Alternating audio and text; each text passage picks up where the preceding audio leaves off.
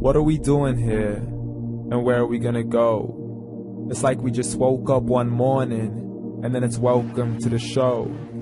Don't ask any questions, just go with the flow. Make as much money as you can and try your best not to get broke. Copy everything you see on the TV, from the hairstyles to the clothes, and don't think too often, just do exactly as you're told. And if you ever get confused, then just turn towards the alcohol. You still hear your thoughts? Then just turn up the radio as you learn to live a lifestyle of drugs, sex, and rock and roll. But in all honesty, I just need to know, is there more to the cycle than growing and getting old? Living and dying just to leave behind a happy home and a whole lot of property that somebody else is going to own. I just really need to know before the casket's closed, 'cause I'm not willing to gamble with my soul, nor am I ready to take any chances. These are just simple life questions and I'm just searching for some answers. Like, what are we doing here? And what is our purpose? How did we get here, and who made us so perfect? And what happens once we go, or is this world all really worth it? Questions we don't answer because apparently we don't really have to. There's no purpose to this life and our existence is merely natural. Then in that case, please let me ask you, did you create yourself, or was it somebody else who had fashioned you? 'Cause you're a being that's impeccable, faultless and unparalleled. You're a product of supreme intelligence and I'm merely being rational. For there isn't a camera on this earth that can come close to the human eye, nor a computer that can compete alongside the human mind. And if the whole world was to come together, we wouldn't be able to create a single fly. So many signs, yet we still deny. As science tries to justify that all this could come from none, when it's a simple sum. 0 plus 0 plus 0 cannot possibly ever give you 1.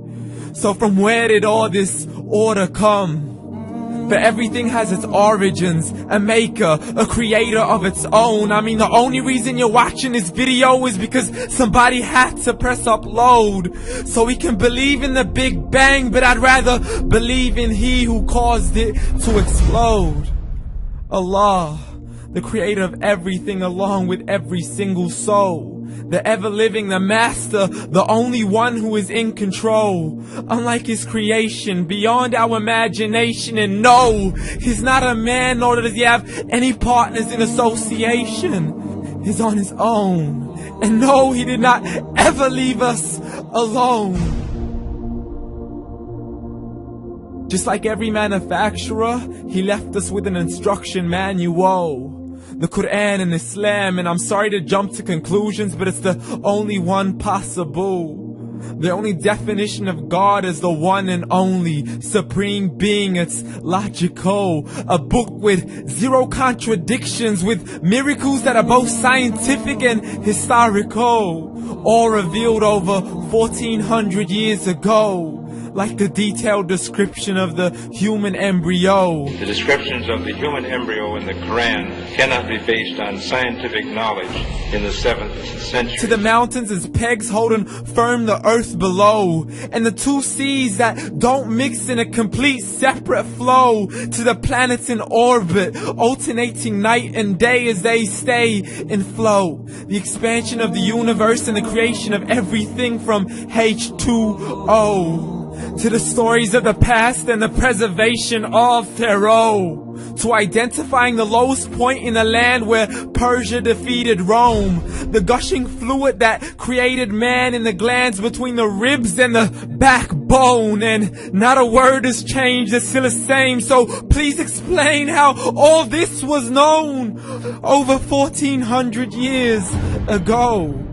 To a man who couldn't read or write, as he would recite whatever the angels spoke. And if you still don't believe, please try to come up with something that's even close.